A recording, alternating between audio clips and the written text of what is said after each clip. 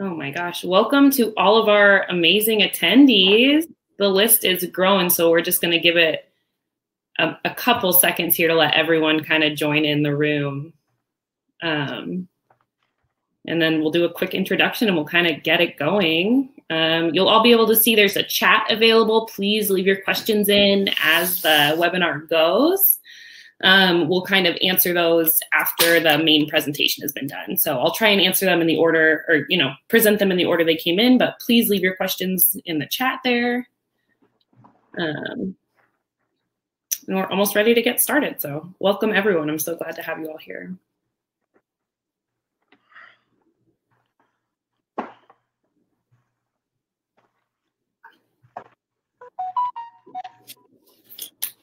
Yeah, I should turn my phone off. Yeah, it's all be fine.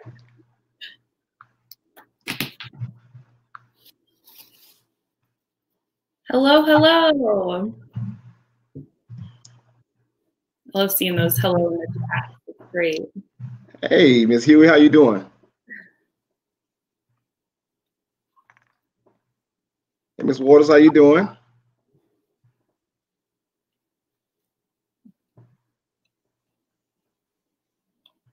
Let's see.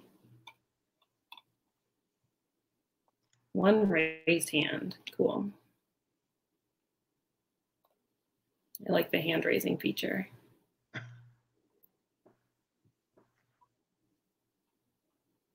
Mr. Butts, how you doing? Well, everyone's coming in now. Oh, Ms. great. Key, Ms. Floyd, how are you?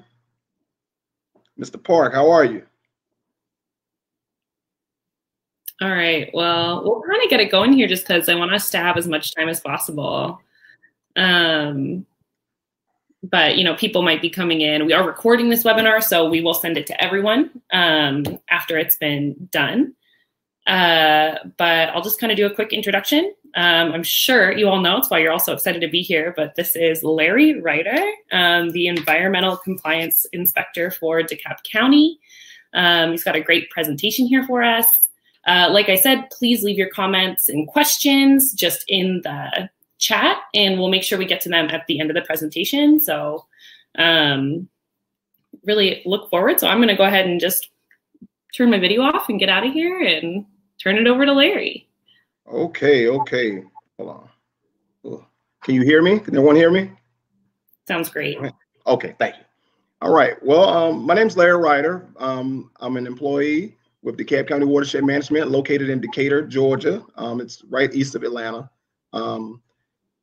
First of all, thank you all for letting me waste your time today, and hopefully I can deliver something that it's insightful and conducive to your work environment.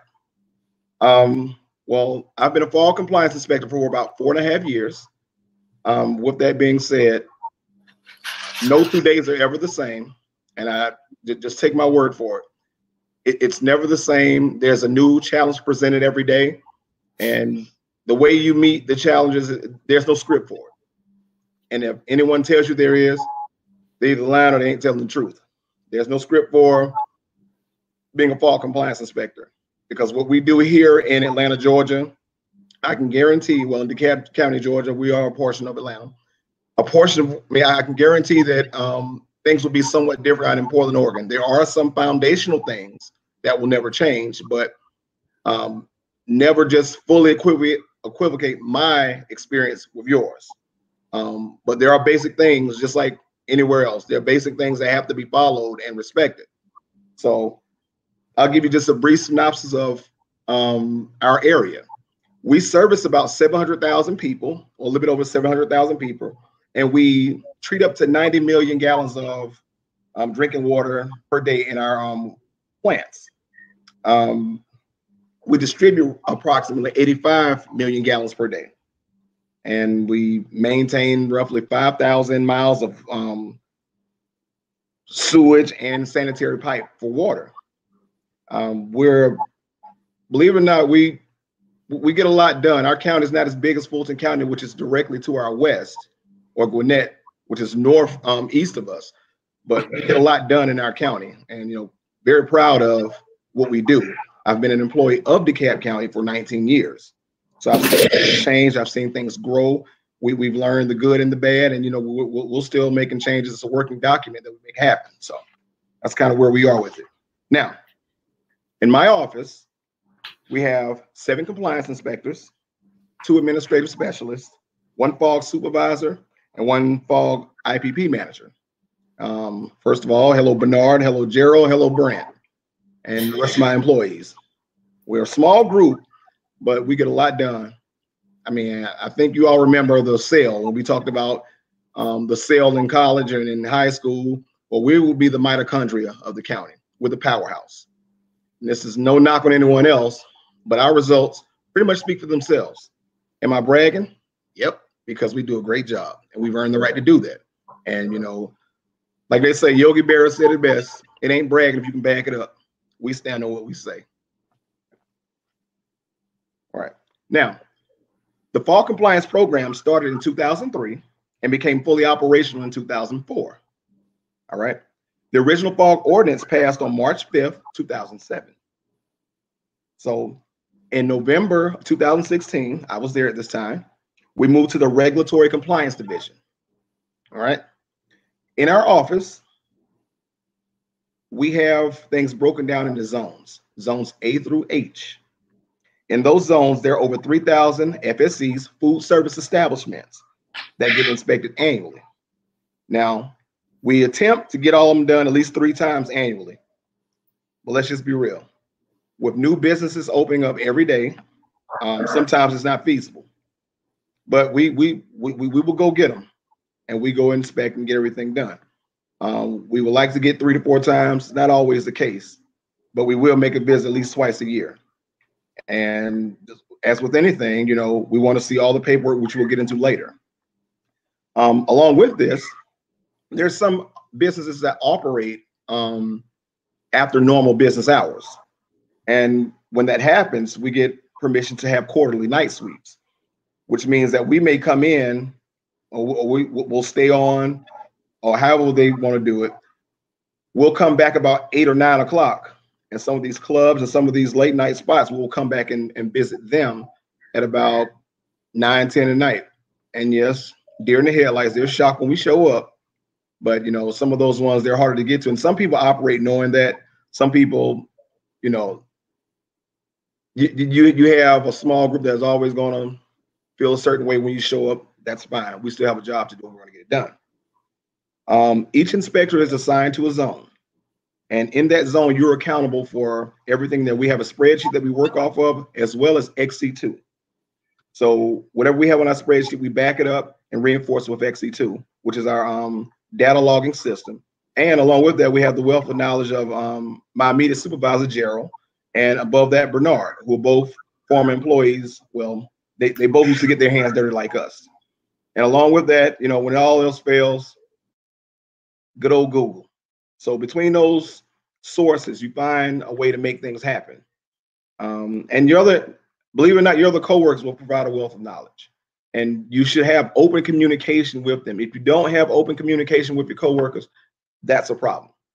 You know, I don't even care if you're mad at each other. Talk, because it makes things better in the end. All right. So let's get down to some of the meat and potatoes of what we do. Okay. First of all, the objective of the FOG program is to minimize fog in the collection system. All right. And your treatment plants. You want to reduce the SSO sanitary sewage overflows, which is caused by fog. And above all, you have to create a safe environment for everyone. And if your motives are not meeting some of those things I just stated, you might want to go back and relook at it. All right. Above all, protect the POTW. It costs a lot of money to fix, as you know, and you don't want to necessarily pass it on to the customers, the taxpayers, because as you all know, we're already getting taxed enough. So protect them as much as possible. All right. Now, has DeKalb County always been perfect? Yeah. Okay, that was a lie. But I'll show you what our success looks like. Okay. Now, from the EPA in 2004, it stated that SSOs from grease in restaurants and homes and individual sources are the most common reported blockages. It was 47% to be exact. Well, in DeKalb County, FOG is responsible for 57% of all SSOs. So we exceeded. Now, here comes the success. We're on our way back down. We're already under 52%. And through a concerted effort with so many different sources, namely in-house sources, namely those same group of people that same group of people I mentioned earlier, it's already happening. And along with that, we're dealing with industrial pretreatment, which is also in our small office, and backflow and construction, all located in the same building. So through communication and talk, we make a lot of things happen. And it's actually working for the best, as you've seen. To reduce by more than 5% is not bad at all when you consider some of the things we've had to do. Now, I know we're all familiar with the Clean Water Act of 1972, 40 CFR. These are some of the things we operate under. Okay, yes, it's all coming from the big dogs, the EPA. And yes, we follow EPA guidelines to a T. All right. Along with this, the Georgia Water Quality Act of 1977, the Code of DeKalb County from 2007, and our consent decree, which came from 2010, which is an agreement between DeKalb County, the EPD, and the EPA. Yeah, we had to get our hands popped. We did a couple of things, but we're on the road to recovery. And as you see, we're making great strides. So we're going to keep on pushing. All right. Now, before you go do anything for anyone out in the field, they give you a little something called a county ordinance, which serves as to be your Bible. That would be more so your 10 Commandments. If you're playing football, that's your playbook. That tells you everything you can do and cannot do. With that being said, if you don't follow the ordinance, it's going to come back sometimes to bite you. And it has happened. All right. So that ordinance, it serves as your game plan. You have to follow it to call the right plays. If you don't call the right play, you may jeopardize your team winning the game. And it sets the rules. Regardless of what you may feel and what your interpretation is, which is valid. When it comes down to a certain amount of questions, when it comes down to, okay, what do I do? As Bernard and Gerald always tell us, my supervisors, what does your handbook / ordinance say? Stick to the script. Don't reinvent the wheel, okay? And basically, your decision, your choice, your personal choice may have very good merit. Cool. If it comes down to a court of law, which sometimes it does, they're going to go back to what the paperwork says. And if the handshake doesn't match the smile between your decision and the ordinance, well, that's going to lead to a problem. All right. So don't reinvent the wheel. And, you know, if you need more help, get a better interpretation of that. Okay. I mean, a lot of companies have legal, just like us. We have a whole department. So between my supervisors and, you know, someone like Brent, who's above Bernard, we can figure something out. And when that all comes into question, they'll even call in our legal department. So we'll all sit down and have a conversation about these things. But all I'm saying is just don't leave it to chance. Don't put yourself out there. Well, I made a decision based on. Well, if it wasn't the ordinance, please, I want to stay on this for a minute. Everything refers back to your ordinance, okay? Follow your ordinance, period. All right, so now, let's talk about a FOG inspection. What does that entail? Why would you need a FOG inspection? Good, I'm glad you asked. You will need a FOG inspection if you have new construction. These are for food service establishments. And when I say food service establishments, a lot of people say, well, we don't fry anything. Well, you serve food. Let's say somewhere like Edible Arrangements. They don't fry anything. There are no fryers in that building. But they also use fruit. They also use whipped cream and chocolate. These things will gum up a system. So yes, if you're serving food, it's in our county ordinance. If you're serving food in DeKalb County, yes, you have to have a grease trap. Simple as that. All right. If you're remodeling or expanding, even if you already have a permit, we're going to come back out to make sure, because if your permit has stated that you can have a 1,500-pound grease trap and you go add 100 seats and your hours have changed, you're going to need a bigger grease trap. because your containment won't be able to hold the capacity of what you all are doing in your service hours. And once again, it's going to come back to, okay, we have to come out and do an inspection. If there's a change of ownership or a change of name, you're going to see us. If there are sewer blockages in the area, we're going to come back, because if anything, we're not accusing anyone of anything but process of elimination. Once again, SSOs have to be eliminated. All right. And citizens' complaints. You'll be surprised at how many citizens call in. No, they're not snitching because they're making it better for everyone. All right. I would rather err on the side of caution than to get out there in the end and know that something could have been done and nobody said anything. All right. All right. All the aforementioned things that I just named require a full post inspection and a dye test, and we'll get to that soon. All right. All right. Now, if you're going to obtain a permit, all right, you have to have an approved plan review. And that comes, they look at your blueprint, they look at the other information you submit, they put them together. All right. Once again, the handshake has to match the smile. And once that's done, we're going to come out there and do an inspection. The application has to be completed. Everything has to be in compliance with regulations, our ordinance. You have to have the proper installation of the interceptor, have to pay your review fee and your annual permit fee. All these things must happen before you receive your permit. All right. All right.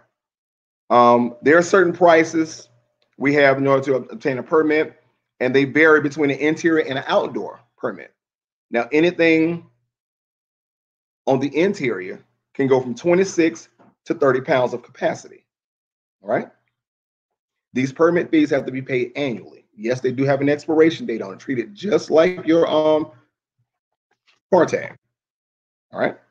Our outdoor interceptors start at 1,000 pounds and go up to 5,000. Now, we do have extended size outdoor interceptors, but when that happens, the largest single one that we'll allow in DeKalb County is 3,000 gallons. You may have them in succession, but we're not going to let it get too big. All right. All right. And all new and renovated FSCs will have to pay the $125 fog evaluation fee. If we're going to come out there and do it, we have to make sure everything is right. It's the price of business. Okay. So, and you'll get some fees, some blowback and some gripe about it, but okay, it's the price of business. All right. Now, your interior interceptors. I know other places allow certain things. DeKalb County is a stickler for what we will and won't allow. And it's fair. Makes a lot of sense. All interior traps must be made of corrosion-resistant coated metal. Metal traps. We do not allow plastic traps on the interior. Okay.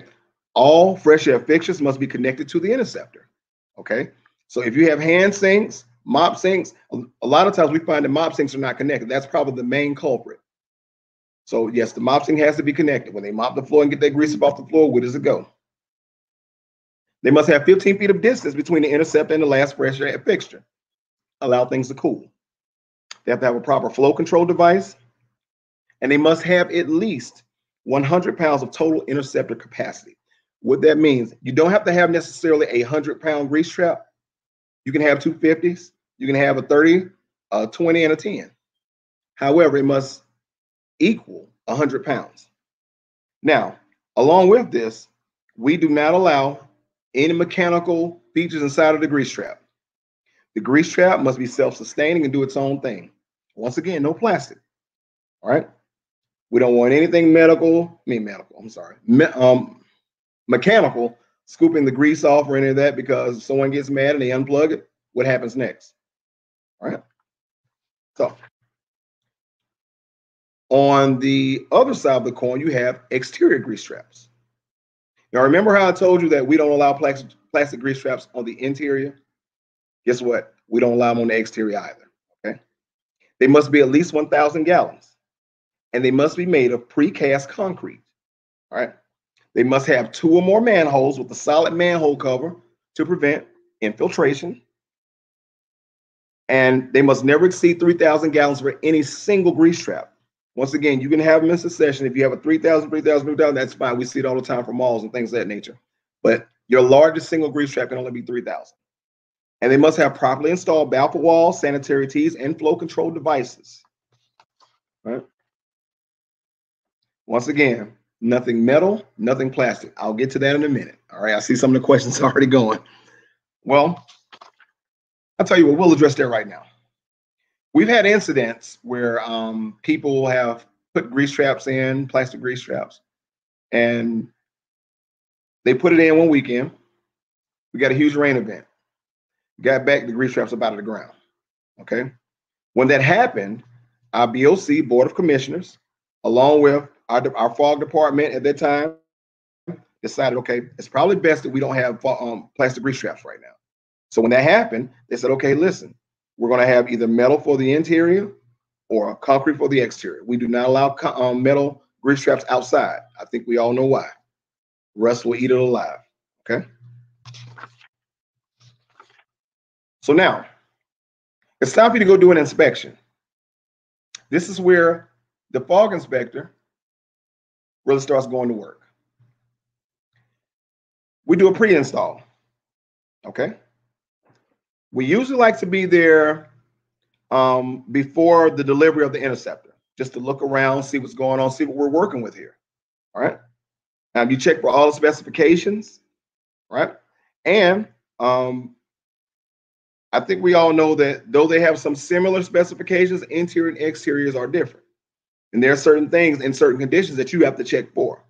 And we, in a sense, we have a checklist that we run down. So if I ever have to come back to my supervisor and they'll say, hey, look, did you do this? Yes. Did you do this? Yes. Did you do this? Yes. We're going to go process elimination first. If it doesn't fit that criteria, then we'll look outside the box, as anyone would do in a good investigation. All right. And once again, all of the fresh air fixtures, I'm sorry, I can't get the word out, have to be connected. All right. If there are any malfunctions of the interceptor, the inspection will fail. All right. And they will have to reschedule another inspection. We'll come back out and do what's necessary. But if there are any problems to the actual inspection, it will fail. All right. After we've had our pre-installation and everything has gotten right, we've validated everything. The trap is now there. The grease trap is connected. From there, what we do is we go back for a post install. Now, post install is a little different. We're gonna go even more in depth. Okay, remember, handshake, smile, have to match. This is where we go with it. All right. They must pass the pre-installation before this can happen. If you haven't passed the pre, if you haven't corrected the problem, why are we coming back? All right. All things from the pre-installation are going to be rechecked. All of them. All right. Along with this, it's going to be confirmed by a dye test. We're going to run dye through all your fresh air fixtures. We're going to pop that manhole, or we're going to pop the top on your interior trap, and we're going to wait to see if that dye comes out.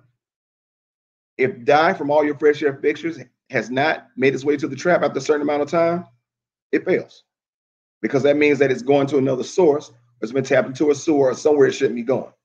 We have to physically see that. All right.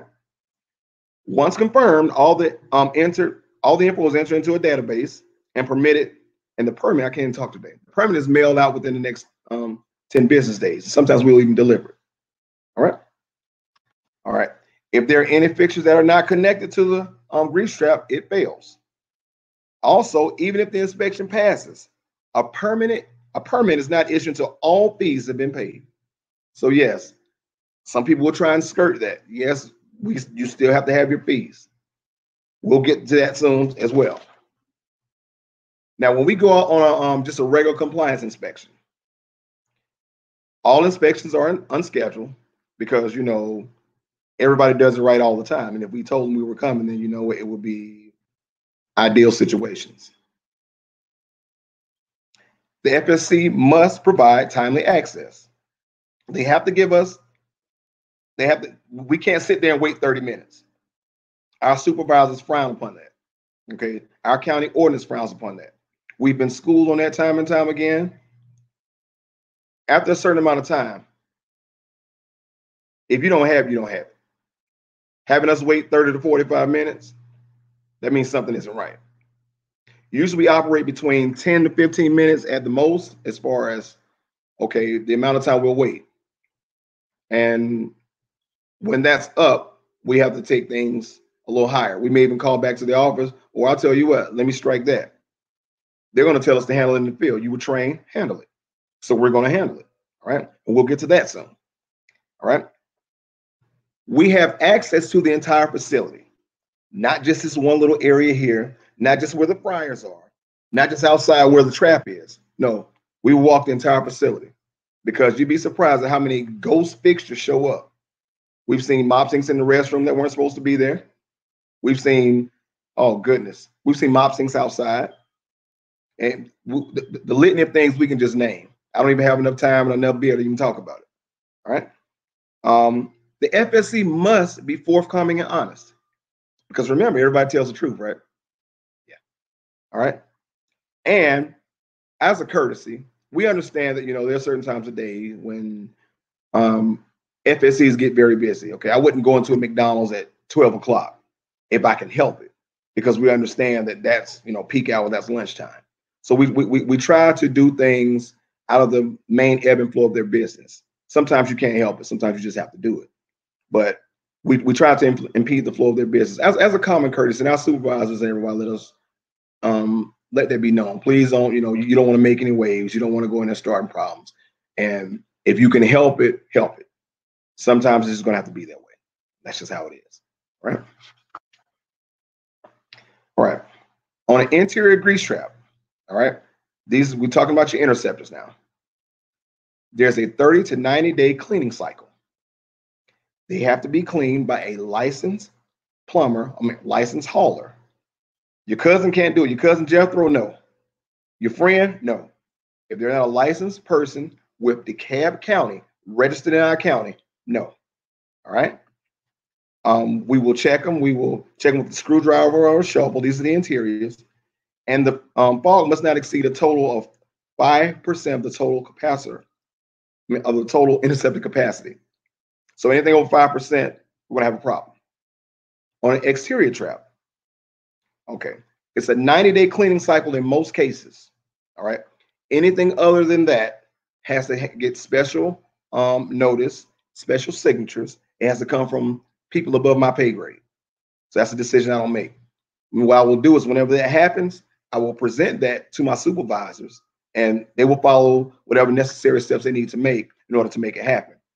And usually it requires maybe a meeting or two, or they may even sometimes in the heat of battle, they may come out and see it and see, but even with that, they'll determine whether or not it's feasible to be presented from a higher level. Okay.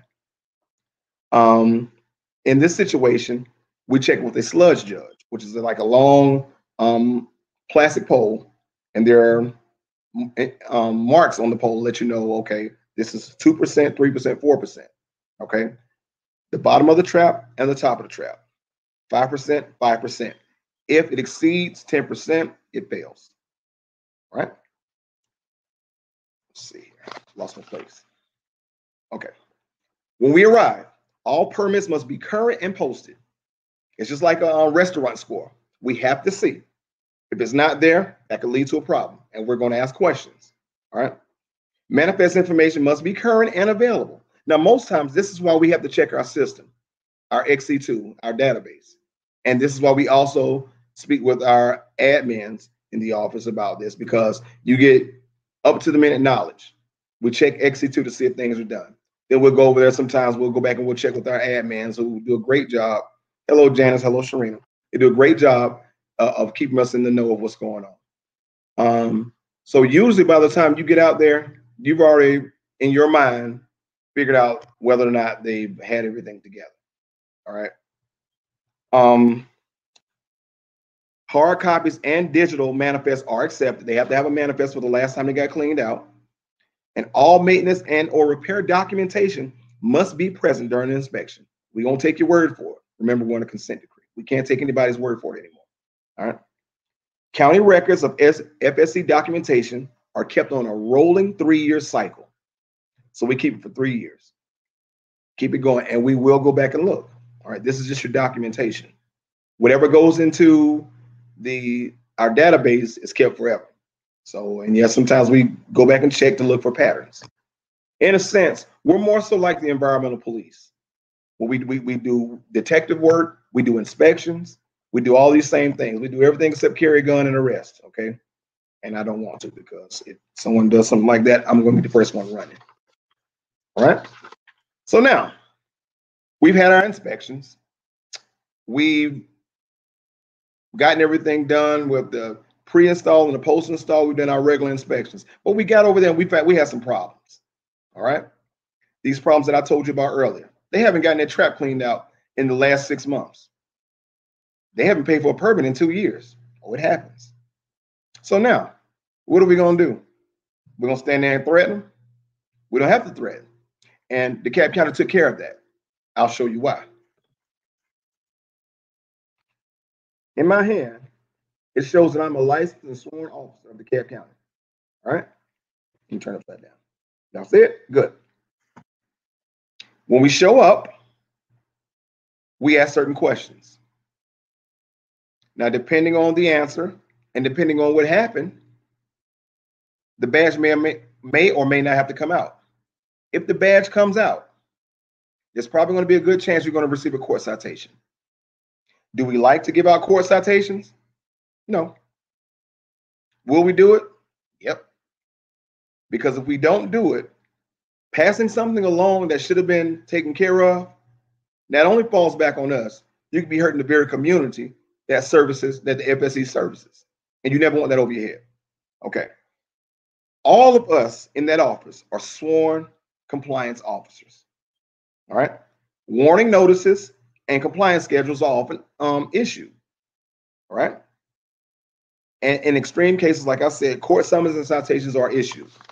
Now, in our county ordinance, there's absolutely nothing that says we have to give you a warning. A warning is a courtesy. And believe it or not, we give a lot more warnings than we actually give. I mean, a lot more. Warnings and compliance schedules. Okay, I haven't got my trap cleaned out. I'm a little late. We'll write a warning. Here's where the compliance schedule comes in. Okay, sir, I'm going to give you a week to get this trap cleaned out. All right. It depends on what's going on. I haven't paid my permit. I'm over by 6 months. Okay, sir, I'll give you 2 weeks to get your permit paid for. Now, believe it or not, in some of the more egregious cases, we may get to a grease trap that's chock full of whatever you can imagine. And we may say, hey, look, you have 24 hours. You have 48 hours. You have 72 hours. We have done it. And believe it or not, it gets done. Some people will try you. Okay. And we have a lot more people that do it the right way than more people that don't. But you're going to run into those situations. I mean, believe it or not, I've had people jump in my face and get rude and take my pen. They sign a court citation, throw it across the room in front of everyone. Then they get in court and want to be my friend. We don't harbor any grudges. It's only business. But I won't forget what happened. Right? And when you're in the field, you have to make certain decisions, because this is where they lean on us to make the right decision. Some things are going to be a judgment call. Yes, you have your ordinance. This is what I was talking about earlier. Yes, you have an ordinance. Yes, you have rules to follow. And sometimes there's a gray area. I always say go back to the ordinance. Lean on the ordinance first. If it gets to a point where the ordinance won't do, I call my supervisor.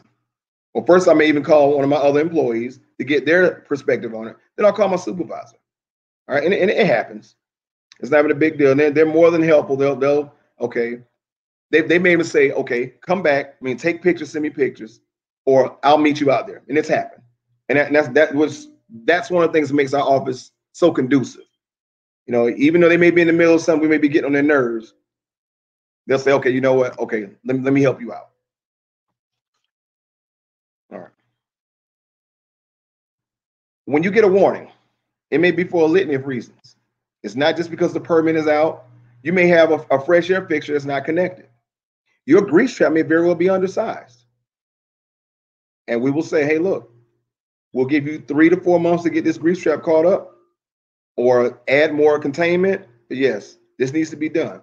Are they happy about it? No, they're usually not happy about it.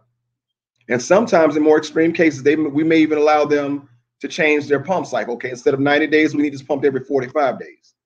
But that has to come from someone above me. All right. Sometimes we make those calls, but when it gets to be that egregious or the disparity is that big, I like to call in other people. And if anything, it saves you from making a bad decision. It saves you from, just leaning to your own understanding. Get someone, I mean, that there's a supervisor for a reason. There are people above you for a reason. Don't jeopardize, making a bad decision and having to come back to court and get called out before doing something crazy. All right. All right. When we put you on a schedule, a compliance schedule, that's very important. It's extremely important. All right. It's just like someone asked in the group, are your warnings in the form of traffic tickets? Kind of. And I'll get to that in a minute too. It's imperative that you stick with the schedule. All right.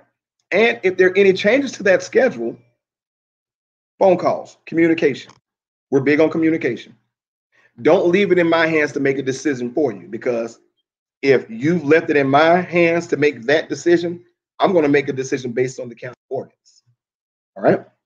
And I'm going to always say, go back to your county ordinance. That is your Bible, your playbook, anything you can, it should be answered there.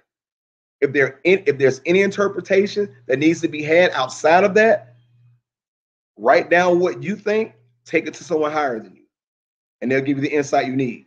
Even if it means going all the way to legal, that's fine. Just remember, don't put yourself in a situation where you're jeopardizing a bad decision in your record. And, just who and what you are. It's not even necessary. All right. Let's see here. I'm going through my notes. I'm sorry. Here's a good one. Our warning notices are kept on file for 5 years and can be used for prosecution. Think about a judge. If you're a super speeder and you're always coming back and forth in court, they've seen your face one too many times. You know what they're going to say? This is what we're going to do. We're going to put you on a plan where you can only drive from here to work, from home to work, and that's it. Or we're going to revoke your license for a little while. We're no different. I mean, we're no different. And these things, I've really only, let me see.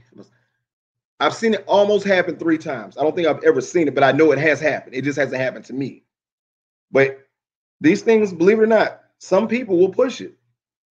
And this is where you have to have a certain amount of calm. We go through ethics training. We go through anything dealing with the public, any type of sociological training we can receive, we get. Because we are in situations where situations escalate. It happens.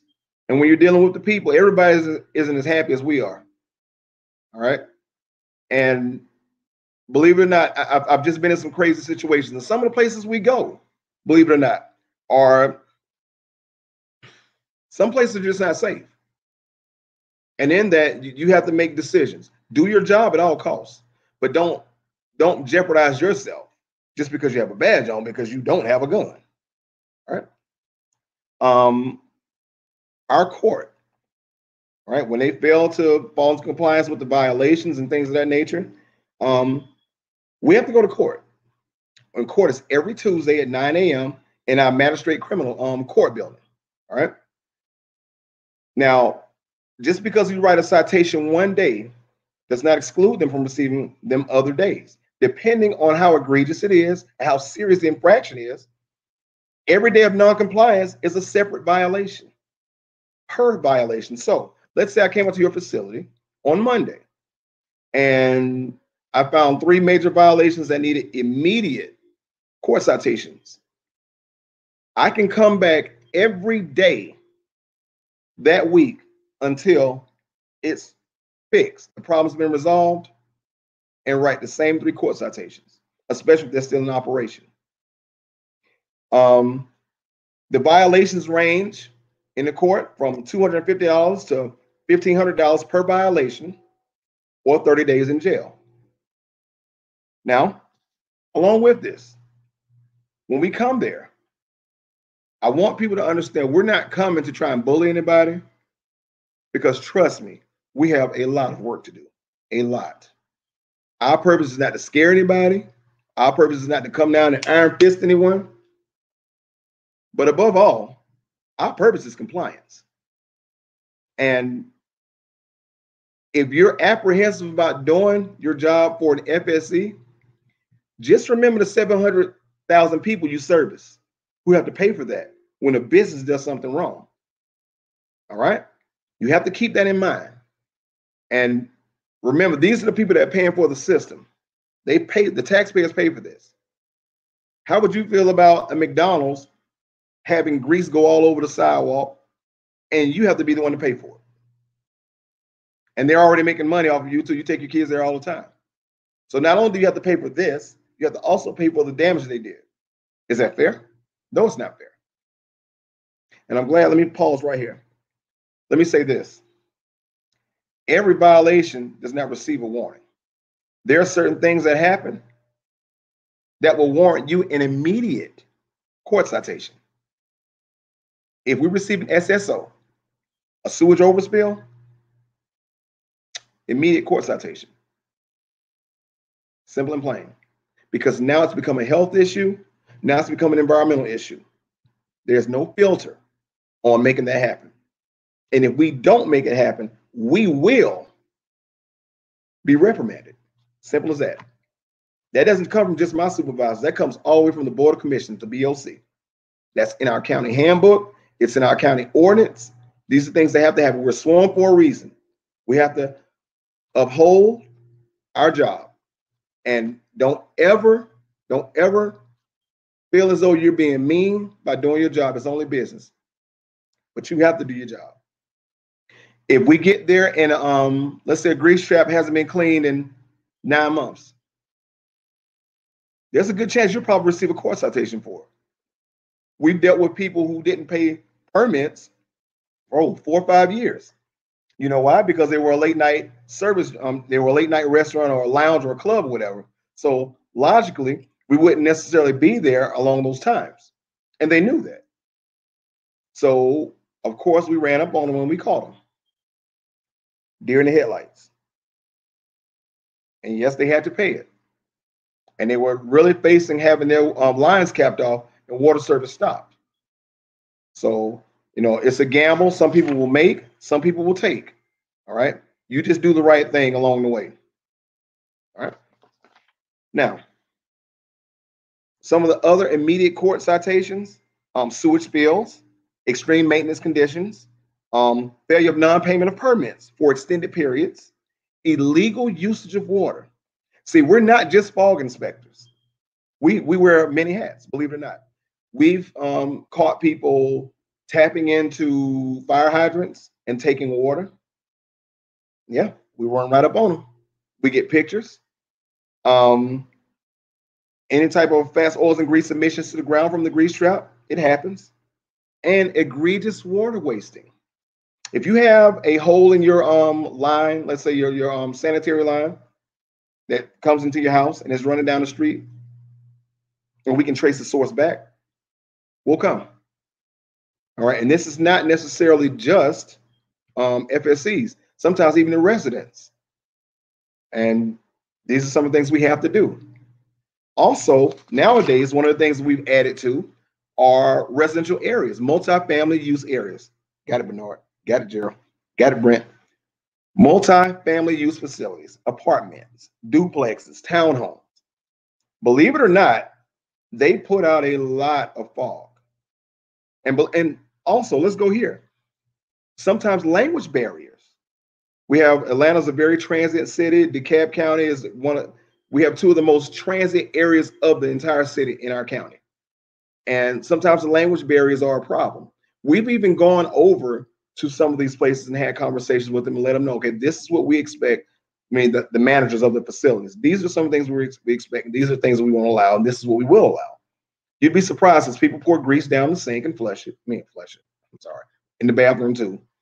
Some people flush Pampers, paper towels, disposable wipes. Please don't buy those. Don't use those. And please, God, don't flush them down this toilet. You will pay a price later. All right. So these things happen, and we have to go out. Of course, they receive a court citation. If we can trace it back and see that this happened at your facility and you all are the cause of this happening, there are a litany of things they have to do within a certain amount of time, just like a restaurant. I'm talking about multifamily use establishments, apartments, townhomes, condos. When we find those things, and believe it or not, you can trace it back and see between what we do in our industrial pretreatment department, we tend to work together. And backflow, we tend to all work together. Once that happens, it's like playing Perry Mason. We're going to figure out what happened to the best of our knowledge. And we'll go to these different sources. And if that requires us to go to an FSC, we'll go to an FSC. If that requires us to go to an industrial pretreatment area, we'll go there as well. But you'll be surprised at what people see in the street and call us on. It happens all the time. We had an incident recently where a sewage truck, like a septic tank truck, was pumping directly into a sewer. We've had it where they pump directly into stormwater. Those are immediate violations. All right. And you'll probably end up losing your license for that. You may even do jail time. All right. It happens. All right. I don't know why, but it happens. And someone asked me, do we call oil water separators for car washes and auto shops? Well, that's a good question. They are required to have grease traps because we can't have that going into the system. All right. 9 times out of 10, it's going to require a grease trap. All right. If it doesn't, it's going to come from somewhere over me. But by that time, when it's already gotten to me on my level, yes, they have to have it. And we check them just like anyone else. As a matter of fact, right before the quarantine happened, I had to do one. So yes, we require it. All right. Last but not least, in this whole game of fog and dealing with this whole doctrine, I want you to remember the sole purpose is compliance. Don't go Starsky and Hutch on them. Don't go bad boys, Crockett and Tubbs. It's not necessary. Your purpose is compliance. You want them to be in compliance. Keep harmony within your county, within your area. It makes things a whole lot better. Above all, my last point. If you're going to do this, be safe. Don't jeopardize your health. Have the right PPE because safety always comes first. In our job, not doing your job correctly will get you sent home. And I mean sent home. Proper eyewear. If you in the situation calls for it, have your proper PPE, your helmet, face mask if need be, your boots. Have all these things together. Your safety vest, your cones. For us not putting out cones, we can be written up immediately. Now, I'm glad to hear that. You know why? Because that means someone wants me to go home to see my family, which is perfect with me. So please, in whatever municipality you work, private or public, please make sure you play it safe. All right. I'm open for any questions at this point. I thank you for letting me bore you to death. If we have any questions, please, I'll scroll back up or someone can just start shooting some of the questions at me. I tried to answer some of them as I was going. I don't want to miss out on anything that I had written. So, hey. You did so great. So I'm just kind of going back. I want to get the earliest questions for sure. Okay. So sorry, everyone, if your questions don't get answered. I'm going to try and get as many in here as we can. Well, I'm not doing much, so you can ask whatever questions you want. After I get off the phone with you, I'm going to watch Bad Boys 3 and eat a whole bowl of cake batter. So, have you wait. It's great. I can tell you. I love that movie. Our first question was, how do you get the general public to comply with these fog standards, or how do you get individual residents to stop dumping grease in the drain? Okay. Individual residents. Now, let me further clarify some things. Individual residents, we tend to not be able to really go after individual residents unless it becomes so extreme that we can't ignore it. If they go in the room and they just pour stuff down the sink if they got done frying fish, I mean, that's going to be on them once the bill comes, because if it's on a certain side, if it's on the side of the meter that leads up to the house, that's a them problem. If it's on the side of me that leads out to the sewer, that's an us problem. So we tend to, we have certain things we work with. I'm going to say it again. We have communication. We make it all happen. There's so many different layers to this thing that we deal with. And we speak with construction. We speak with engineering. We speak with industrial pretreatment and backflow, all before we make a decision. So when we deal with multifamily units, that's different. We can regulate that. And when that happens, we will go to the apartment manager. And I've had to do these things twice. We'll go to the apartment manager and have a conversation. They're going to receive the court citations for whatever capacity they need. And once that happens, they go on a compliance schedule. They have to have those lines TB'd, We have to see the paperwork where it got done. We have to see the manifest where it got cleaned out. We want to see the video. Send us a copy because we're going to pass it to our people as well. Along with that, we're going to run follow-up. Then guess what? In a year's time, we're going to come back again. Oh, pause right here. They have to also get a permit. All right. Great. Next up from Soon, who approves the application before the trap is installed or constructed? Okay. All right. When it goes through a couple of different layers. Okay. We have planning. We used to do planning, but another division does planning now, but we still work in conjunction. I forgot about planning. Hello, planning. We speak with them as well. And they'll usually get the information. They'll review the plans. Then it comes to our department where it's re-review. Is that a word? Re-review? It's reviewed all over again. How about that? Let's go with that one. It's reviewed all over again. It comes from my supervisor, Bernard. Then it goes to Gerald, Bernard is above Gerald. Then it goes to Gerald. They'll review it. Then our admins will look at it. We have a system called Hanson along with XC2. They'll look at it and they'll see what goes on. All right. Then it's passed on to us. So before we've seen it, maybe it's been reviewed probably 3 times. Now, if we get out there and it's not right, what we were told is not what we saw, handshake, smile. If it doesn't match, we have a problem.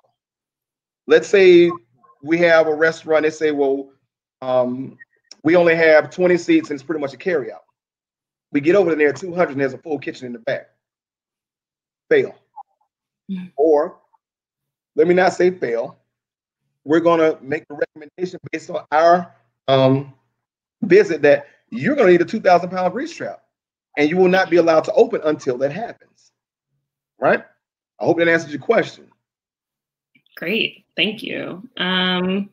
We had a few people asking, do you have any fog or inspection checklists you'd be willing to share or provide for reference, which I could. Yeah. Well, I'll help out as much as possible. And what I will do, if you give me a couple of days, I will get in contact with my supervisor to make sure I give you more of an in-depth thing. And granted, we're just scratching the surface because you're going to have a lot of things superlative to where you live. You're going to have to incorporate certain things. But I don't mind helping with the blueprint at all. I don't mind. I'll speak with my supervisors and at least allow them to review it because I know they're going to have things on it that even above my head, they'll be able to tell you. So yeah, I don't mind helping at all. That's great to hear. So for everyone here, I'm happy to email everyone that in a few days when we kind of get the pieces together. And then also I'll share a resource. We have an online community for fog inspectors. Oh, definitely. Yeah. Share it with me. Trust me, we can compare notes all day because, hey, I learn every day. All right, every day. So I'll post that community, but while I do that, can you answer this question? Is fiberglass the best choice in material? Okay, all right. I've seen 2 of my supervisors on here. I'll answer it best I can. All right. This is one of the things that we get. It's a debate after debate after debate. Now, let's go back to what I told you about those incidents where we had plastic grease traps that were problems. Okay. As you know, well, I know technology has gotten better now. So I'm going to answer from my level. I can't answer from a commissioner's level or those above me. I'll answer. What we saw, because there are still places that have plastic grease traps and, we have to handle business. Those plastic grease traps will tend to expand, all right? Or they'll condense. When they expand, these are the old ones. I don't know about the technology now because we don't use them. But once that happened, the lid would not go back on. It wouldn't fit right because it's expanded so much because they haven't gotten clean in the cycle they were supposed to. So now it's been stretched out even more. You put a lid back on there and you can see a crack in there. And now there's sewage coming out. That's on the interior. Exterior, we get to a point where, like I said, it got buried that weekend. And that wasn't the first time that happened, but it got buried. They put it in, covered it up, did everything it was supposed to do. They came, but we got a great rain here in Atlanta. Not as much rain as you all get up there, but we got some of that Portland rain down here. That's what happened. It came right up out of the ground. Now it becomes an environmental issue. Now, they may even very well be willing to go back and look at that. But until the Board of Commissioners and, Director Wells and some of those people have those meetings, we have to stick to what our ordinance says. And that's just kind of how it is. Hey, I'm running my plays just like the I mean, just like what it says in the playbook. All right. Great. With our last kind of few minutes here, I think Larry and I can probably stay about 5 minutes after. Yeah, I don't take anyone's time. So just before we kind of finish up here, I left a little sticky note. So it's got a link. It's at the top of the chat. It's got a link to our online community space. So, anyone can hop in and have a conversation. And then also our email, hello@swiftcomply.com. So if you have any other suggestions, if you would like to present a webinar, get in touch with us. We'd love to hear from you. And what I think we can also do is we'll try and email people separately after this webinar as well, because I just want to make sure everyone gets their questions answered. So moving down the list, Larry, how do you verify the fixture connections are connected properly? Oh, great question. That goes back to that good old thing we call die. And for some people, it's a 3-letter dirty word. But us, it's a truth serum. All right. And we're going to come in and we're going to make sure about it. And hey, we're going to run die through every fixture you have. Hand sinks, mop sinks, triple sinks, dishwashers. We're going to do it. And if it doesn't come out, we're going to have a problem. And one of the things we do, we have about 3 or 4 different colors of dye that we use. So you don't just get inundated with one color, because it's like, oh yeah, it's still coming out in this one right here and it didn't come out. So you have a red, you have a blue, you have a yellow, you have a green, or whatever. And you have to do it, because process of elimination. And just recently I had a situation where an actual facility was tied into a sewer. And I was out there, it was hot. This is right before the quarantine happened. We were outside sweating up something, trying to figure out. And what it came down to, I had to fail them. And they got upset. I mean, I've had empathy for them, but oh well, it is what it is. And I showed them what I was talking about. Let me also say this. The county has given us, we have tablets, we have smartphones and all these things. This little computer right here, this little computer right here can save you in so many different ways. And I'll tell you why. Documentation, all right? Take pictures of everything. Take video, okay? Remember, you're a sworn officer. You're doing what you're supposed to do in the field. If anything, it can back up your story and protect you, all right? You never want to leave any stone unturned. Don't settle for good when great is available. Don't do a good inspection, do a great inspection. And this is where we win. And if your board of commissioners and people above you, or whoever's running the district or whatever, are not kind of backing you up on this, ask. Let them know. Make the need real. If you need me to come out there, I'll come out there and talk to them too. I might bring some reinforcements with me. But we'll talk to them. And these are things you're going to need, because above all, what is not a problem today could be a problem later. And just because, oh, we don't have any problems with that. Well, let's say your area starts growing and your area is now the new hot spot. So now you're flooded, you're inundated with businesses. Guess what? All that capacity you once had is gone. Now your sewers are blocked up, because let's get one thing straight too. The fines that we put out for the sewer, okay, I don't even know if it's a slap on the wrist. It's not even a curse word for the amount of money we have to pay to repair the sewer line. You got fined $1,500. To pay for this line is going to cost us $120. Okay, so that's kind of where we are with it. All right. Any more questions? Please keep them coming. We've got a ton here, which is just cool. I love it. So this is kind of 2 people asked questions pretty quickly back to back. Okay, go. Do you register haulers and have in ordinance hauler requirements? And then kind of a second to that, do you follow the haulers and inspect to make sure they're doing everything they need to? Okay. All right. I'll answer that question 2 parts to the best of my ability. All right. Our haulers have to register with our county. All right. That is a requirement before they pick up anything, not just the state of Georgia, they have to be registered with DeKalb County. Because in order for them to come into our county, we've already had a meeting with them, let them know this is what is required. It has to be done this particular way. There's a way that other people do it, then we have a DeKalb County standard that must be followed. And if they're not following our standard, we don't talk to you. even down to plumbers. Some of the plumbers, now we really don't regulate what the plumbers do along those lines, but we have gone in places where plumbers have put in grease traps and the job was putrid. All right, let's just be real. It's just like restaurants. Some restaurants are good, some restaurants are bad. Some plumbers are good and some plumbers are just, maybe you should consider being a rapper or something different. Maybe not this. And it happens.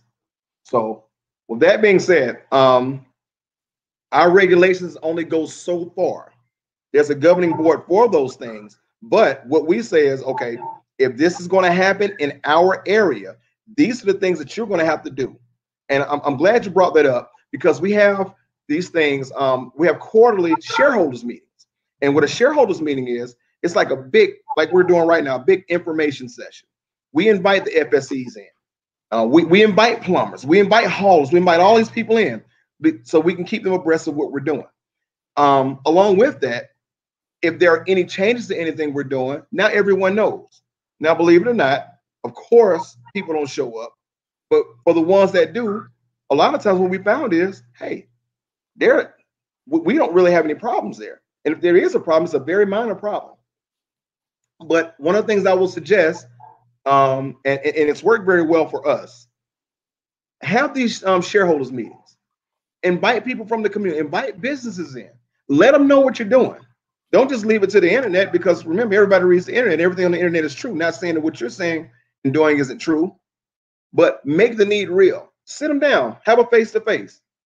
I mean, even as ugly as my face is, I got you all to look at it for a long time. I won. However, let them understand how their business plays into this whole thing, the grand scheme of things, and why costs tend to go so high when things go wrong. Maybe not for you. Hey, check your neighbor. And believe it or not, it happens. A lot of businesses, a lot of complaints we get are predicated based on neighbors. You may have a barbecue restaurant here that's been doing everything correct, but you got a pizza joint over here that hasn't done anything right. Is it snitching? Yeah, it could be. Is it the right thing to do? Definitely. Because when you get into a situation where now you're being scrutinized everywhere, publicly, on the news, in the newspaper, and people say, "Oh yeah, yeah, y'all can't get it right over there." Well, guess what? They're not saying that anymore. And you know why they're not saying anymore? We put these to work, and we're still working. And we don't do pretty nails and pretty knuckles over here. Everything gets bloody and dirty. But in the end, we shine clean. So, I mean, it's your choice. If you want to keep it cute and be a friend, be a friend. But in this case, I want you to be more of a parent. A parent can be a friend, but they're a parent first. And you're the organized way they do business. Once again, I'm going to keep saying, stick to that ordinance. That's the organized way you do business. If you do not stick to that ordinance, you will always be second guessing yourself. Or someone will say, well, you told me this. Well, you told me this. Ordinance speaks for me. So I hope I answered your question. Please, more questions. Let's go. Great. Larry, my thought kind of is maybe we could stay on this webinar and answer these questions and then send the report out. Would that work for you? I don't want to take up your day or your time. I'm not doing anything. I told you, I'm going to eat a whole bowl of cake batter and watch Bad Boys. So that sounds great. All right. Well, then let's try and get through these. It's okay. I love how much engagement we're getting. So how do you clean and store the Sludge Judge in the field? All right. All of our trucks, we use flatbed trucks, and some people have everybody has flatbed trucks. I'm sorry. Some of them have covers and campers on them. We have some cleaning solution made by Zep. That wasn't a shameless plug, by the way. I just remember the name. And we clean them in the field. We'll take them over. We have certain areas where we wash our trucks. We'll wash our equipment off and everything, because it's an undesirable smell. But we tend to clean it in the field. It's only so clean it's going to get, because you're going to put it right back down in there. So, I mean, it's not like you're polishing up your Beamer. It's a sludge judge. It's supposed to stink after a while. Now, when you get to a point where you can't see the indications anymore, get rid of it. Because once again, if some people even gotten to a point where they want to take pictures of what they have, and it's their right, it's their business. We're public domain. We'll get in court and they'll say, hey, look, well, you said this right here. You said this right here. That's not what I'm saying right here. And they will take it to the nth degree. Take my word for it. When you're standing in front of a judge and they're sitting in front of a judge, it happens. I'll give you a quick story. One of the first times I went to court in the county, it was for, I won't give the name of the business, but it was for a very big establishment that is known worldwide, and all the kids love it. Okay, I hope you caught on to where I was talking about, because you deserve a break today. Meanwhile, on the other side of Gotham, at this location, they were about to open up another line, drive-through line, which means they would have had 3, and they were going to go to 24 hours. At this particular time, they closed at 11. But they were going to introduce more business hours and another line. This place was in front of a major mall. Okay, so now we already know that business has picked up. They had a 1,500-pound grease trap outside. Remember when I told you earlier about, okay, 20 seats versus 200 seats? They had already had a permit, but they were trying to put in all this stuff. And I think we all know that a major fast food restaurant that gives us a break today does a certain amount of business. A 1,500 grease trap is not going to cut it. So in order to avoid this, now this happened right before I got hired in this particular field. They signed paperwork and made an agreement with our director at that point. They said, okay, I will get this done. I will do certain things by X amount of days. We will take these necessary precautions. If this does not happen, we will take a sample, an oil and grease sample, and take it over to our lab, and we will have it tested. And if it does not meet the certain requirement, the 10%, we will receive a court citation. It was signed off. It was duly noted. Well, now the counties, once again, I told you, in a lot of places where we could have really just been King Kong and dropped the fist and broken the table, it's like, okay, let's go over here and see what's going on. Give me your progress. Let's talk. All right. My supervisor at the time, this is while I was still in training. They even said, okay, go over here and talk with them. Make sure they have everything together. Okay, because we don't want any problems. We have so many other things to do other than court. Trust me, we have so many other things to do other than court.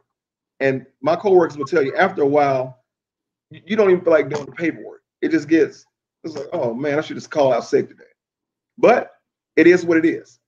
Well, long story short, this facility ended up receiving 4 citations. I'll tell you why. They weren't getting it pumped out the way they should have, that they agreed to. One of the times I went over, their oil and grease levels were 28 times the allotted amount. 28 times. So you should already know how much grease was going into that sewer. But this place was my first actual court citation. I got in court and this woman started crying. And long story short, she lied on me. I never said that. I never said anything. That didn't happen. I don't know what's going on with him. And I'm sitting over like, what? So once again, documentation, paperwork. I pull the results from the lab. I pull the inspection. I pull the permit. But above all, I had the agreement that she signed. And I presented that to the judge. You'd be surprised at how quick those tears dried up. And the Academy Award for Best Supporting Actress goes to. They stopped immediately. And you could have heard a mosquito whistle in that room when I got done. So I'm just going to tell you like this. Make sure, I mean, when you set certain rules, you set certain standards, follow them.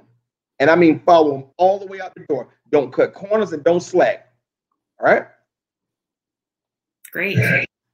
All right. Next question. Are the pre-inspections covered in the ordinance where it states you have the jurisdiction to require the FSE to comply?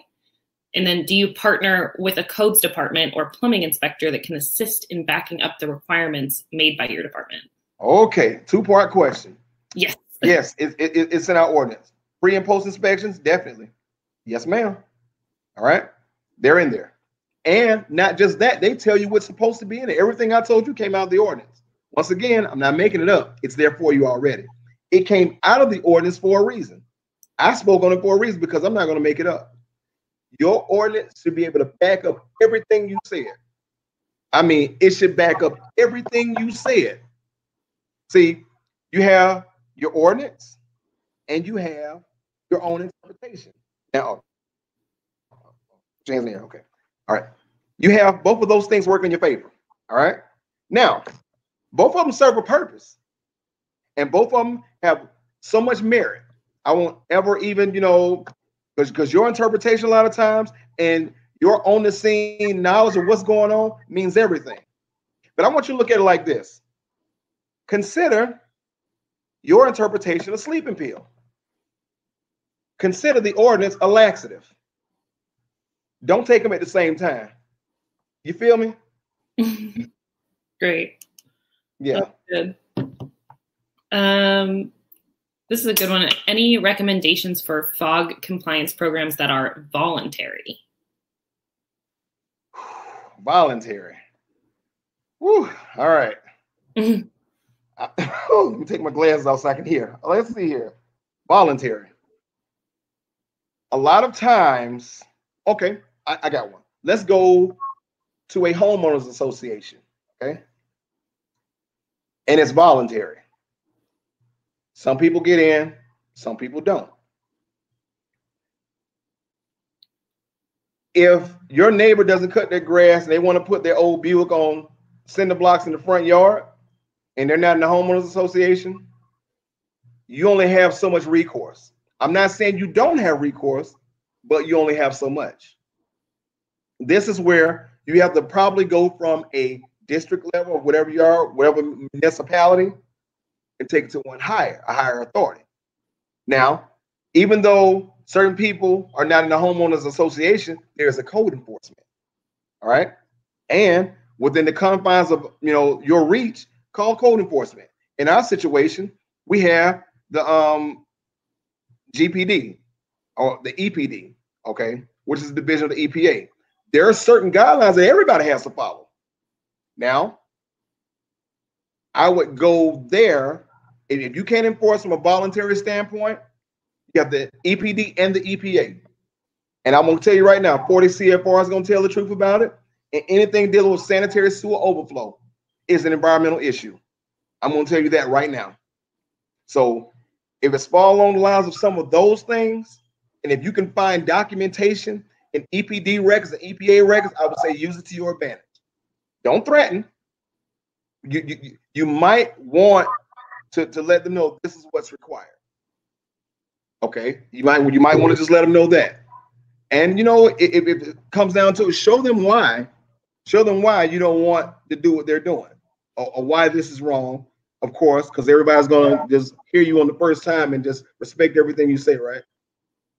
You may get a bit more blowback. One of the things that helps us is that we are sworn, is that it's in our ordinance, is that we have the backing. I can say it right now, put my head down, I don't even have to look over my shoulder, because I know that not only am I right, not only is my supervisor right, or my supervisor above him, or my supervisor above him, going to the director, going to the board of commissioners, going to planning, going to industrial pretreatment. When it's all said and done, I have my ordinance. And when they sign up for business, it says it right there. You already agreed to it. It's on the paperwork. So even with the voluntary, maybe, I don't know, maybe you could, that's going to be a little bit of a test. I'm not saying it can't be done, but where they won't comply, EPD, EPA has standards as well. If they're in violation of any of those standards, that becomes your Bible, because you can't just open up a business and just do whatever you want. In that case, I mean, look at BP not too long ago. I mean, with the oil spill, they're a major corporation. And guess what? They got punched in the face by EPD and EPA.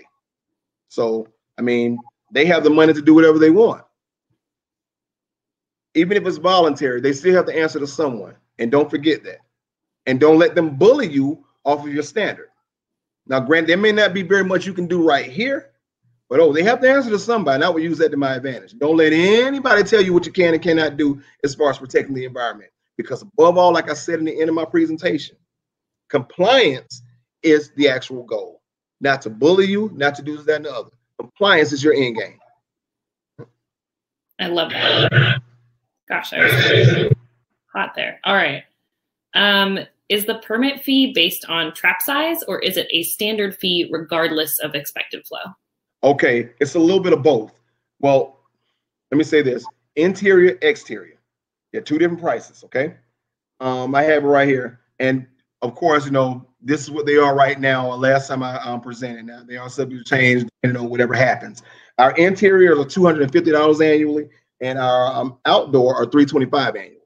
Now you have an extended outdoor size that can go to $650. So, and that's per trap. So, and above that, you have to pay the inspection fee. So, it's usually not okay. Well, you have this. It's 26 pounds of capacity. Now, I saw a question earlier too, and I hope I can answer right here.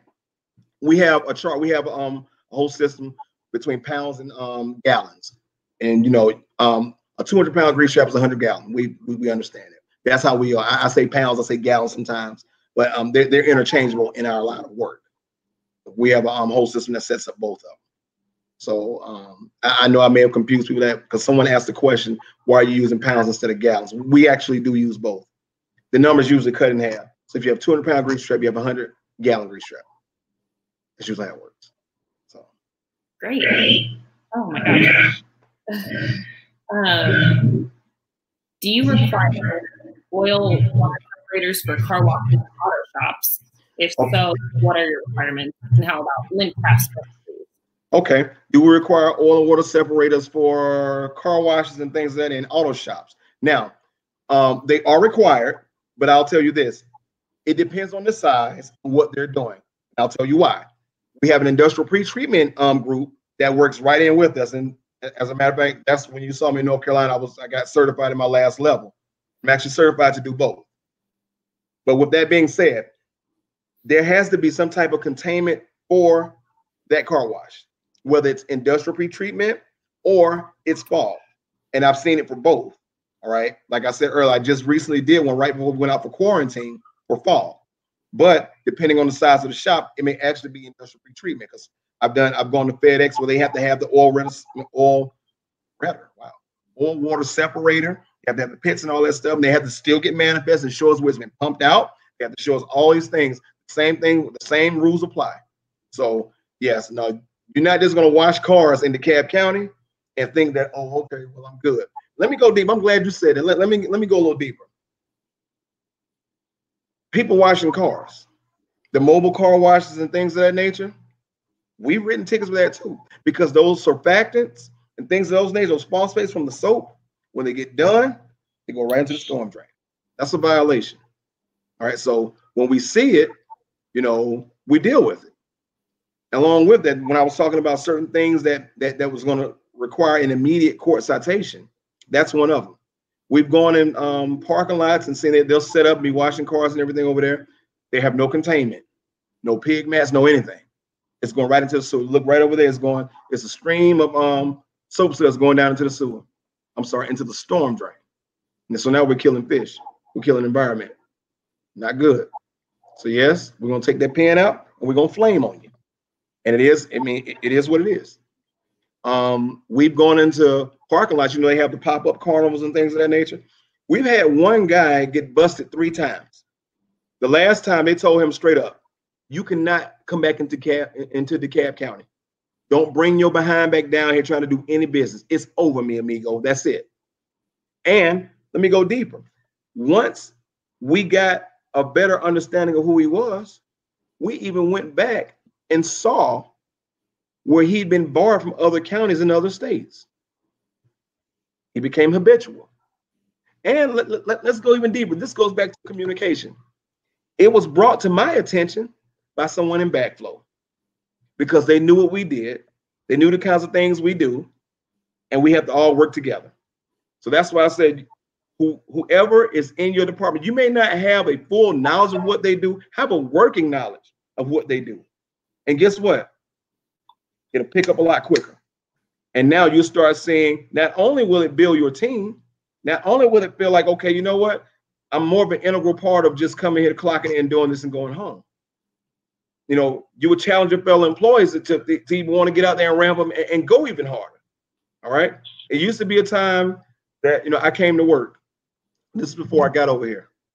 Okay. I came to work and I did my job.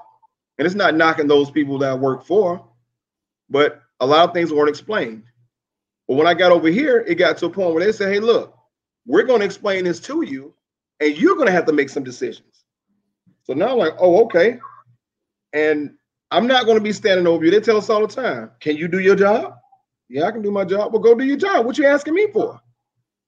So this is where you have to make the inroads you make. I have friends in backflow. I have friends in IPP. I have friends in construction, engineering. You have county phones. You have friends in legal. You have friends in planning. Why are you just looking to your own understanding? Use the tools around you. You can't just build a house with one hammer. You got to have all kinds of tools. Use what you have. If you want to make a masterpiece, if you want to make some junk, you know, get you a box cutter and a refrigerator box. Enjoy yourself. Enjoy your mansion. But if you're trying to make this a masterpiece, you want to make the Taj Mahal, then you use the necessary tools to get it done. Because I have so many people around me that I can go to. I mean, even down to our contractors, you know, get to know them. Know people everywhere. Okay. I'm not talking about make them a pie, you know, give it to them. No, none of that. I'm talking about seriously. Get to know them. See what they do. See how it works, you know, into what you're doing. And I'll tell you this. This is why we clear so many millions of dollars a year. Okay. Our office alone, I mean, last I checked, we were up $3-4 million annually. And I'm probably off by that, but I know we just gone up from the year before. And we keep going. We won award after award after award. But you know what? None of that means anything. You can't take pride in what you're doing, and you don't even know what you're doing. Okay? If you don't know what you're doing, and I can't stress it enough. You get out there in front of these people, and they know you don't know what you're talking about. You can be the biggest jackass on this side of the Mississippi. And they're going to treat you as such. Let them tell you, they don't know what, man, who is this idiot? Who hired him? And they'll take advantage. They'll use that to their advantage. And it's happened. I've seen people in code enforcement. And I think someone asked me about code enforcement before. It was part of one of the questions. We are our own code enforcement. You have to learn the codes. That's where your ordinance and your muni code comes in. We have a certain section that we deal with that's strictly for fog, strictly for FSCs. Okay, we have our own. Code enforcement doesn't even come where we are. As a matter of fact, code enforcement will call us for certain things that fall under our code. That's just how it is. But you have to know what you're doing. Get a moment, look it over. And if you haven't, if there's one where you live and you haven't looked at it, ask for it. Just look up, and what you will find is like, whoa, hold on now. Some of y'all been doing some things I could write stuff for, or this is wrong. Even if it saves your own behind, do it. Or I've been doing this wrong. But when they really want to go there and they really want to take it to court, you and I both know a lawyer will pull no punches. And they're going to get every bit of legal documentation that you have to back it up. And if you don't have it, back to the voluntary question, the voluntary fall program, if they can't get it from this municipality, they will go to the EPD, and the EPD, they will follow all layers, all levels to get that answer. And they will use it against you. And I'm not saying do that to use it against someone. Do it to protect yourself. Do it so that you understand. All right? Great. I'll just let anyone who's still in the room, and it looks like quite a few people, we're going to try and go till 11:30 because I just want to be respectful of everyone's time. And then, Larry, if you're all right with it, I'll kind of send you the questions afterwards. And not a problem. And let me say this too. I am available. If you need me to come out to where you are, I'll come. No big deal. We'll talk it over. I'll leave my information. I don't mind. So whatever. Not a big deal. But I mean, I just want to also say this. Okay. Don't confuse motion with movement. And I'm saying that for a reason. Too often we get in these spills and we go through the motions. You don't see it through. You go over there and you say all these things. I'm banging the table and fire and brimstone. If you don't do this, this is how it's going to be. You went through a lot of motions. You worked up a sweat. Cranked the car up, hit the gas, smoke everywhere. But the park brake was on. So you didn't go anywhere. It sounded good. And you do that too many times. And you don't follow through with what you said. After a while, the public no longer takes you serious. And eventually, you don't even take you serious. So if anything, do it for yourself. And I have to keep saying, never confuse motion with movement. Even if you're moving slow, you're still moving. But don't step there and beat your chest about what you're doing. And, oh man, I know this and I know this. And I came over here and I did this. And you did all that, you know, putting on and all this stuff. And when it came down to it, and you got a situation where you had to use it, it was a wash. So now you've hurt not only, you know, your own self, you've hurt your department. Because believe it or not, more people see you than you realize. I mean, I didn't even really know. I mean, I never really talked to my director. He said, "Oh, you're over in Fall. Yeah, I know you. You're in Fall." And people in the street will see you. People will treat you how you treat them a lot of times, even when they are wrong. I can't say it. Yes, they're gonna curse at you. They're gonna put on. They're gonna act a fool sometimes. Professionalism takes you a long way. We have ethics training on this for a reason, because even though they're wrong and they may hoot and holler, don't put yourself in a situation where, you know, you're gonna get hurt. Now get up out of there. And if someone's talking down to you and talking down on you like that, hey, guess what? Leave. You don't have to stand and take that verbal abuse. And if it gets to that point, guess what? Phone again. 911. Yes, we have a volatile situation. The person's causing a situation, and they're threatening me. Remember, you got a badge on. You work for the county. I don't have to have fisticuffs with you. Officer Friendly's gonna take care of that. Don't put yourself in that situation. All I'm saying is this: motion and movement. Okay, figure out which one you're doing. And if you have to always question what you're doing, and okay, I could do this, I could do that, you might be going through the motions. Sometimes you have to make a decision. I'm not saying that it's always the best decision. Hey, I've made several mistakes. Bernard, Gerald, they'll tell you that. I've made my share of mistakes. But from those mistakes, I learned. Okay, you can't learn how to swim by reading books. You got to get in the water. And sometimes you're not going to swim to the other side. You have to use your floats. But after a while, you'll get stronger and stronger and stronger. Keep swimming. You'll reach the other side. So. Well, I think that's a great place to stop, because what a good message. And we're 90 minutes. How cool. So I didn't even realize it. Me either. So I'll just let everyone who's still here know, like, we're going to have another email coming. Those of you who asked for Larry's information, we'll just talk to him, but it sounds like, you're very open to share with everyone, which is great. And like I said, I will show up and show out wherever you are. I'll go full presentation. I might bring some people with me. So let's talk it up. But above all, and I'm going to end with this. No, never be the guy that invented zero. Okay. Never be the guy or the woman that invented zero. Thanks for nothing. Don't be that person. All right. If you want to do it, do something well. Don't invent zero. We've seen it already. Thanks for nothing. That's great. Well, thank you all so much for coming. Thank you so much, Larry. That was just incredible. I'm like pouring through, it's hard to find the questions in between all of the thank yous and compliments you're getting here. So really awesome. And just so everyone knows, there'll be a follow-up coming soon, just with that sample fog inspection and hopefully answers to some of those questions as well. So thank you, Larry. Thank you everyone for coming. And I hope you all have a wonderful week. All right. Thanks, guys.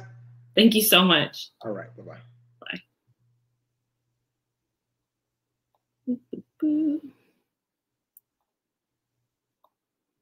Save a couple things.